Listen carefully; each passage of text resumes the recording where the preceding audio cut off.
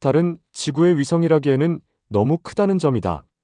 사람들이 달에 가기 이전부터 아이삭 아시모프 같은 과학자는 달은 우주원리에 맞지 않는 천체라고 주장을 했다. 모든 우주 법칙을 고려해 볼 때 달은 지금의 자리에서 지구를 돌고 있지 않아야 맞다는 것이다. 달은 지구의 4분의 1이나 되는 엄청난 존재이다. 두 번째로 큰 위성은 목성의 주위를 돌고 있는 위성인데 기껏 해봐야 그 크기가 모행성의 8분의 1밖에 안 된다.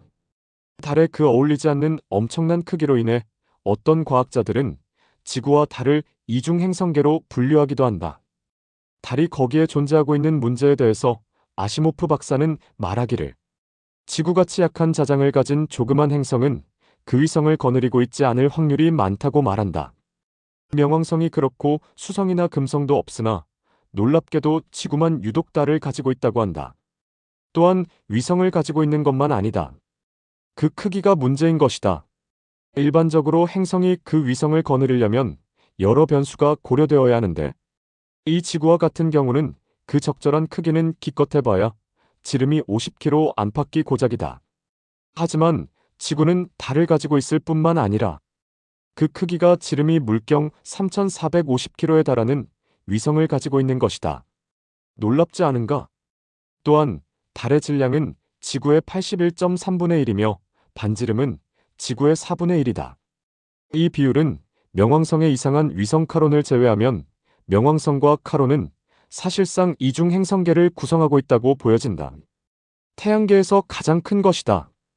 게다가 비교적 태양의 중력이 강하게 작용하는 목성 안쪽의 행성들 중 제대로 된 달을 가진 것은 지구뿐이다. 달처럼 무거운 천체는 생성 과정에서 지구를 중심으로 돌기보다는 태양의 중력권에 끌려 들어가 하나의 행성이 되어버리기 십상인 탓이다. 알려진 바대로 수성과 금성은 달이 없으며 지구의 반 정도 크기인 화성의 위성들인 데이모스와 포보스는 반지름이 6에서 8km에 불과한 돌덩이다. 그에 반해 달의 반지름은 1738km로서 데이모스의 200배가 넘을 뿐더러 1150km인 명왕성보다도 훨씬 크다. 수성 역시 2439km로 달보다 별로 크지도 않다. 달의 모양을 파악해본다. 달의 궤도는 너무나 완전하게 원형에 가까우며 달이 만약 지구의 중력장에 잡힌 존재라면 지금 돌고 있는 이 완벽한 원형의 궤도가 아닌 약간 늘어난 타원형의 궤도를 돌고 있어야 한다. 달의 형태도 구가 아닌 타원형의 형태여야 한다. 기존의 달이 지구에서 떨어져 나간 위성이라는 학설은 이미 무너졌다. 최근에 밝혀진 바에 의하면 달은 지구보다 나이가 훨씬 많다는 계산이 나왔다. 3. 달의 크레이터. 달의 크레이터에 대해서 무엇보다도 가장 이상한 점은 그 엄청난 크기들에도 불구하고 제일 큰 크레이터조차도 그 깊이가 놀랄 만큼 얕다는 것이다. 폭이 80km 아니 160km에 달하는 크레이터도 그 깊이는 단지 3km에서 5km 정도밖에 안 된다. 100만 톤짜리의 운석은 그 폭발력에 있어서 1메가톤급의 원자폭탄과 동일하다고 알려져 있다. 그리고 우리는 수많은 100만 톤급의 운석들이 달 표면을 수없이 충돌했다는 것도 알고 있다. 하지만 그 운석들은 넓고 얕은 구멍들만 만들었을 뿐이다. 아무리 여유있게 계산을 해도 지름이 16km에 달하는 운석이 달의 표면을 때리면 당연히 그 4에서 5배에 달하는 깊이의 구멍을 만들어야 한다. 하지만 우리가 아는 달에서 가장 큰 폭이 186마일에 달하는 가가린 크레이터조차도 그 깊이는 단지 4마일에 지나지 않는다. 몇몇 과학자들이 내린 결론은 달의 얕은 지각 밑에는 엄청나게 단단하고 강한 그 어떤 보호막이 있어서 운석이 부딪혀도 깊은 구멍이 나지가 않는다는 것이다. 도대체 그 엄청나게 단단하고 강한 그것이 무엇일까? 1962년 나사의 핵심 과학자였던 고든 맥도날드는 우주항공 7월호에 다음과 같은 글을 기고했다. 달의 운동을 분석해보면 달은 동공일 수밖에 없다는 것이다. 전체적인 데이터의 값을 줄였을 경우 달의 안쪽이 바깥쪽보다 밀도가 작은 값이 나온다는 것이다. 정말로 달은 그 밀도가 균일한 구형체라기보다는 속이 빈 동공 쪽이 훨씬 더 그럴듯하게 보인다. 4. 달에서 가져온 암석의 화학성분. 달의 표면에는 철, 티타늄, 크로뮴, 베릴륨, 몰리브데늄, 이트륨, 지르코늄 등 지구에서는 희귀한 금속이 널려 있으며 이 중 티타늄과 지르코늄 등은 내열성이 강하여 용광로의 안쪽이나 우주선의 재료로 사용되기에 적합한 물질이다. 게다가 이 금속들은 5000도 정도의 고온에서만 생성 가능함에도 달 표면에 존재한다는 점 역시 수수께끼다.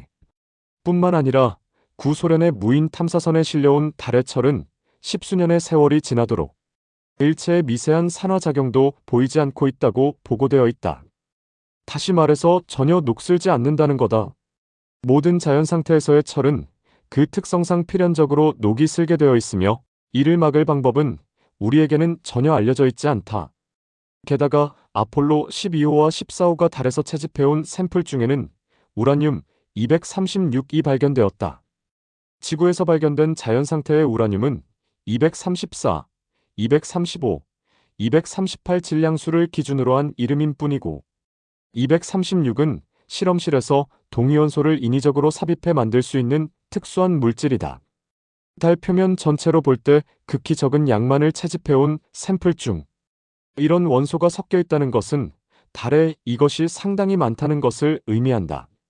우라늄 236은 수십 톤의 적은 양으로도 인류의 에너지 문제를 수만 년 동안 해결할 수 있다고 하며 오염물질도 전혀 방출하지 않는다고 한다. 실제로 달 표면에는 이상하리만치 많은 각종 방사성 물질이 널려 있으며 방사능 수치 자체도 상당히 높은 것으로 알려져 있다.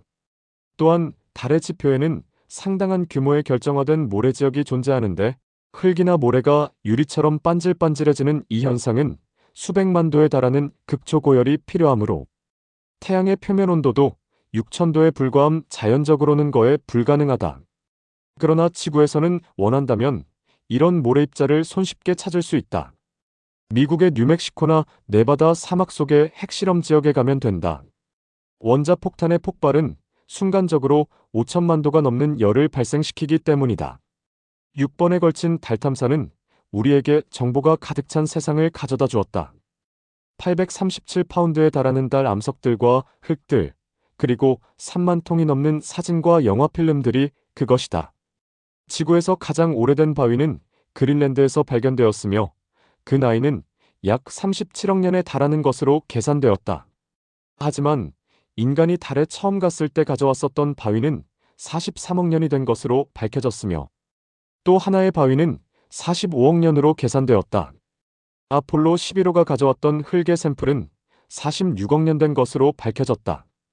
현재 가장 정확한 연대 추정 계산법이라고 인정받는 포타슘 아르곤 방식에 의한 또 다른 보고서는 달에서 가져온 몇몇의 암석의 나이가 70억 년에 달한다고 한다. 하지만 이대의 아폴로가 가져온 12개의 암석들은 그 나이가 무려 200억 년에 달하는 것으로 계산되었다. 아폴로 11호가 가져온 대부분의 암석은 그 나이가 36억 년으로 계산되었으나 그 바위가 있었던 부근의 흙들의 나이는 46억 년으로 계산되었다. 아폴로 12호에서도 이런 모순은 계속되었다. 흙의 샘플의 나이가 44억 년으로 계산되어 그 자리에서 수거된 바위의 34억 년보다도 무려 10억 년이나 오래된 것으로 측정되었던 것이다. 흙이란 보통 바위가 부스러져서 생기는 것이다. 과학자들을 더욱 당황스럽게 만든 일은 화학 분석 결과 흙의 구성 성분은 바위의 그것과 판이하게 틀리다는 것이 밝혀져 이 흙들은 바위에서 깨어져 나온 것이 아니라 어딘가에서 운반되어져 덮여진 것으로 밝혀진 것이었다.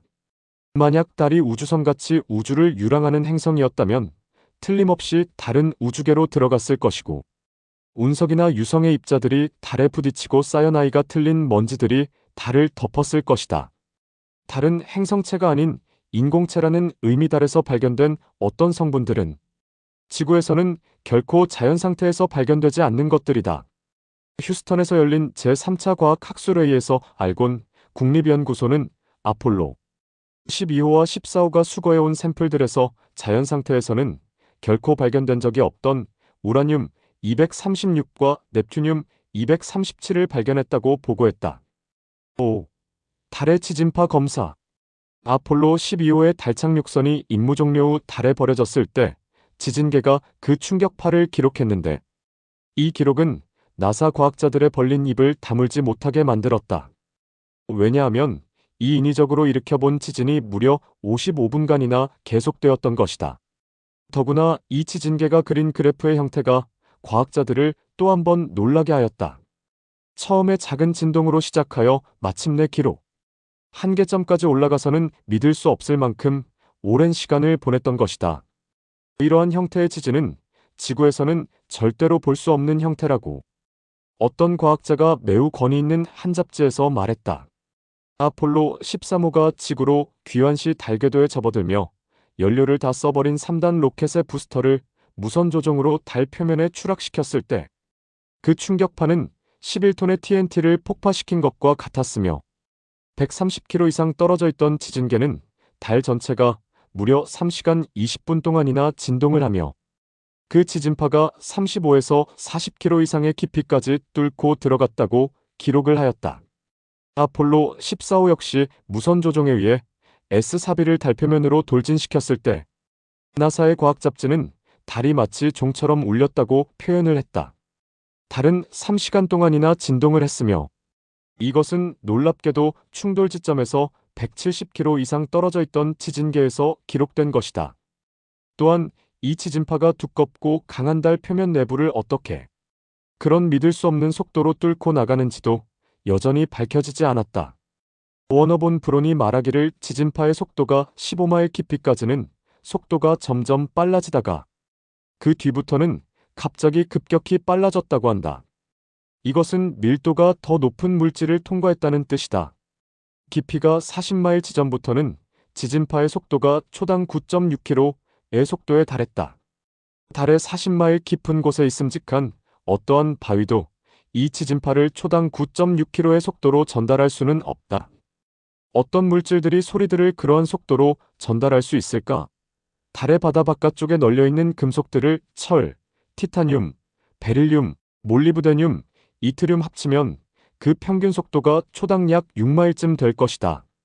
여기에서 우리는 달의 안쪽 면은 금속으로 되어 있다는 강력한 증거를 만날 수 있다. 우주선 달은 그 안쪽 면에 금속으로 만들어진 인공적인 동체로 이루어져 있는 것이다. 6.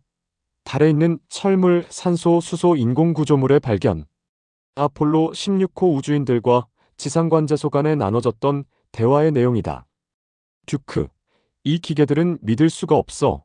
지금 원시적인 천문 기계들을 얘기하는 게 아냐? 0. 오케이. 저길 봐. 저건 올라가는 계단 같은데. 듀크, 그래? 우와. 존. 굉장한 광경이야. 토니. 버스터에 벽돌 같은 것들이 덮여 있는 것 같은데? 5m 폭쯤 되는 길이 북동쪽에서 남서쪽으로 뻗어서 벽돌 같은 것들로 덮여 있어. 그리고 그 길은 양쪽 벽을 끼고 올라가서는 여기서 5%도 보이지 않는 저 너머로 사라지고 있다. 바닥의 90%가 50cm도 넘는 블록들로 깔려 있어. 아폴로 15호에는 데이비드 스코트와 제임스 어윈 등 3명의 우주 비행사가 탑승하여 달로 향했다. 달 궤도에 이르자 모선에서 분리된 착륙선에 스코트와 어윈이 탑승하여 달 표면에 내린 후 지상 관제소와 대화를 나누었는데 이상한 건물에 대한 이야기가 나온다. 관제소 무슨 일이 있었나? 어윈, LM 지역의 이상한 물체를 보았다. 착륙 지점으로부터 30cm 정도 떨어진 부근에 이상한 물체가 많았다. 스코트, 하얀 것들이 많이 날아다니고 있었다. 발사된 지 얼마 안 된 건지 회전이 가속된 것인지 알 수는 없었지만 기록 후에 다시 기록된 내용에는 다음과 같은 내용이 들어있다. 스코트, 꼭 화살같이 생긴 표지가 동서쪽으로 달리고 있다. 관제소, 알겠다. 좀 더 자세히 말해보라. 어윈, 우리들이 내려가고 있는 언덕에 통로 같은 것이 있는 것 같다. 관제소 통로라니. 그러면 그 통로를 따라가 보라. 어윈, 좋다. 우리들은 아주 양호한 도로이다. 앞에 있는 산을 넘을 수가 없다. 스코트, 나도 할 수 없다. 이곳은 아주 멋진 경관이다. 어윈, 정말로 경치가 대단히 좋다.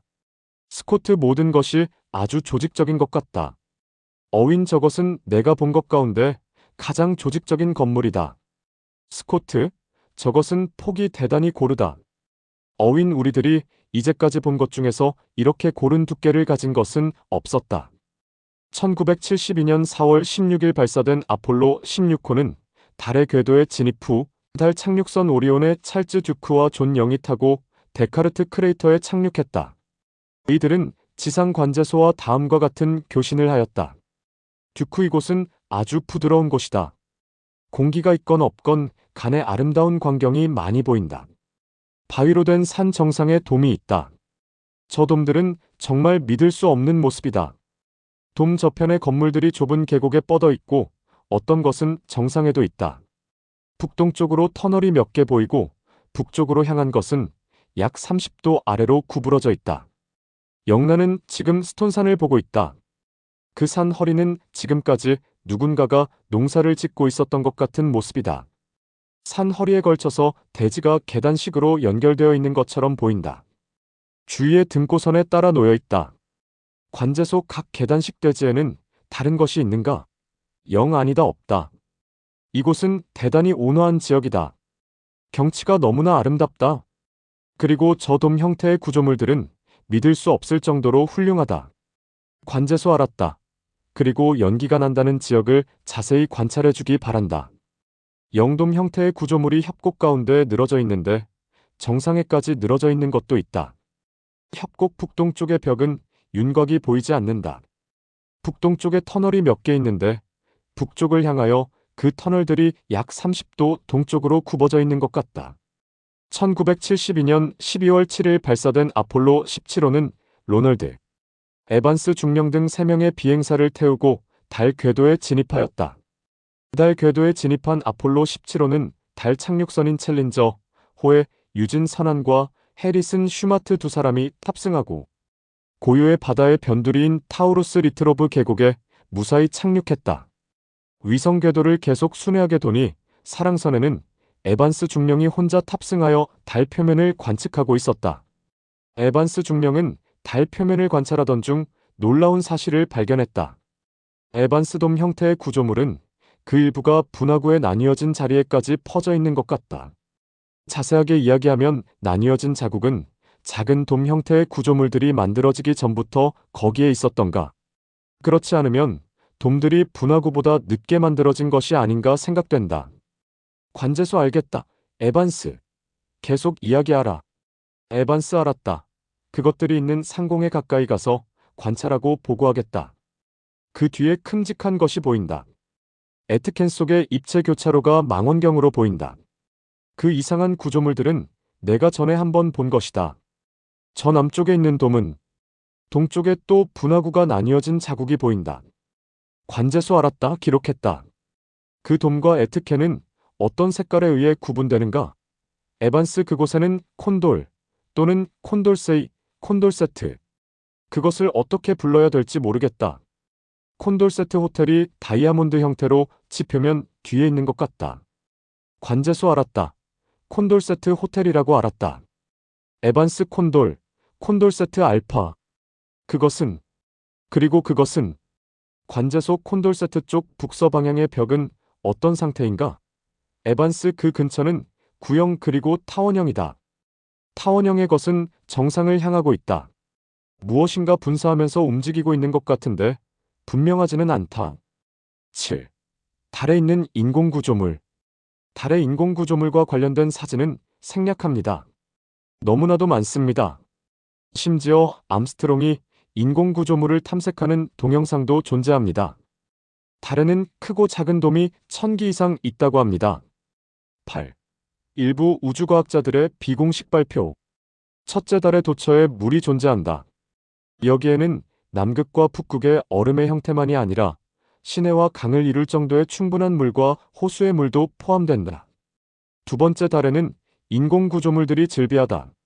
지구의 높은 에베레스트 산의 2배에서 3배 되는 대형 구조물들 크리슘, 스파이어, 성큐브타워, 샤드 등이 여러 군데에 분포돼 있다.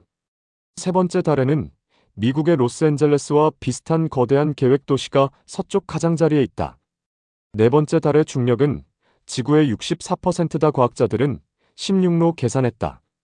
다섯 번째, 달은 지구와 암석 성분이 비슷하지만 암석의 연령은 지구보다 더 오래됐다. 지구는 약 45억 년, 달은 48에서 53억 년이다. 또 달 표면에서 수증기와 가스가 발견되었으며 자장이 형성돼 있었다. 여섯 번째 달에 충격을 가해본 결과 종과 같이 진동을 했으며 이로 보아 달의 내부가 비어 있음을 확인됐다. 달에 대한 영국의 어느 고고학자의 주장이 생각납니다. 달은 우주선으로 만들기에 장점이 많다고 합니다. 첫째는 지각이 두터워서 방사선이나 운석의 낙하로부터 그 안에 있는 생명체를 지킬 수 있다는 점. 둘째는 거의 둥근 모습이므로 우주 공간을 자유낙하의 형태로 날아다닐 수 있다는 점. 셋째는 돌면서 운행할 수 있으므로 인공적인 인력이 생겨 무중력. 비행을 할 때마다 다른 행성의 인력권에 익숙해질 시간이 필요 없다는 점. 넷째는 달 내부의 공간을 이용하므로 우주에서의 심한 기온차와 공기가 없는 조건들을 걱정하지 않아도 된다는 점. 구독과 좋아요는 사랑입니다.